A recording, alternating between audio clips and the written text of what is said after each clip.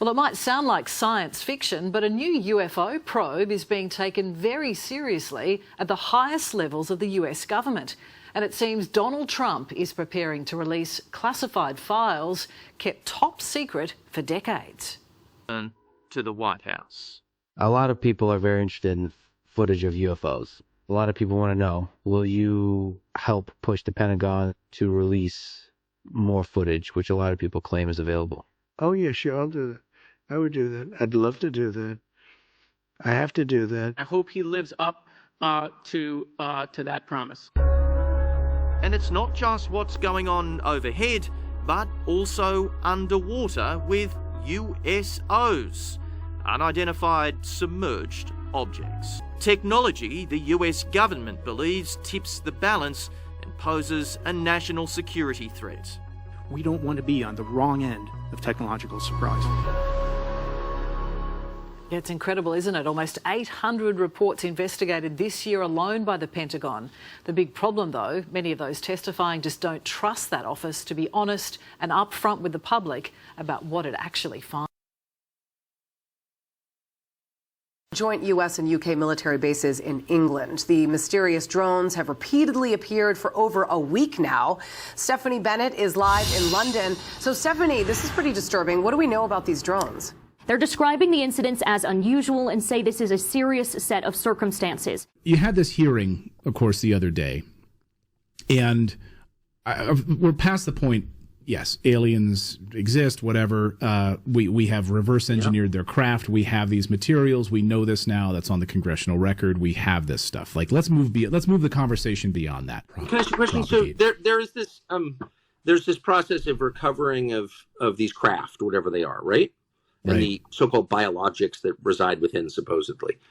And I'm sure you're aware of this. So how exactly are there so many crashed UAPs? What is that? They have the technology to, travel 150 knots underwater, but they somehow crash a lot? I mean, it doesn't kind of make any sense. They just have like bad GPS or something. It's like they possess technology that defies the laws of physics, but they crash.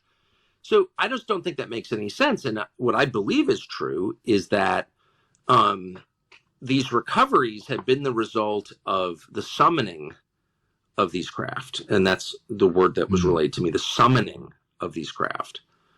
So, if you're summoning stuff, what does that even mean?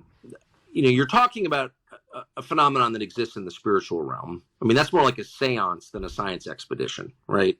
It doesn't make it any less real, by the way. But it changes the category. I'm interested in the people coming from space, Yes. How much did they tell you about that? A lot. I interviewed jet pilots that say they saw something. They said, sir, there's something there. There's something there. Yeah. Yes. How much did they tell you about that? A lot. Yeah, I've talked to quite a few of them. They're not conspiracy guys. Just saying. There is a lot of predictive programming pointing to this. Just pointing it out. And this one last thing. The Jewish Sanhedrin announces a ruling. All Jews worldwide must come home to Israel immediately. This isn't the first time they've done this.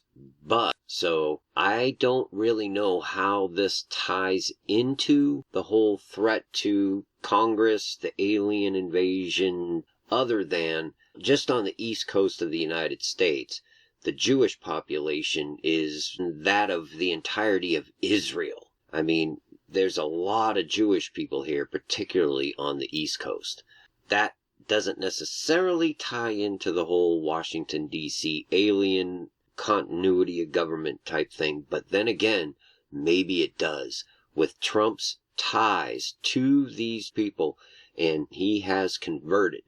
And it's pretty obvious, seeing as how he goes and prays at the grave of the Rebbe.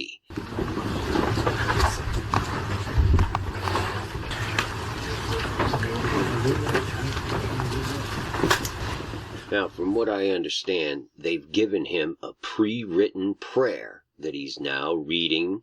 These guys look like mafioso, all shady and whispering and everything. I mean, this is just nutbaggery. But he quietly reads his prayer, and then he tears it and tosses it into the grave of the Rebbe. Now you tell me how Christian-like and just biblical this is. These are the very things that God warned against doing. This is essentially a form of divination. And in my view, it's how they are appeasing the gods, so to speak. The genies, if you will.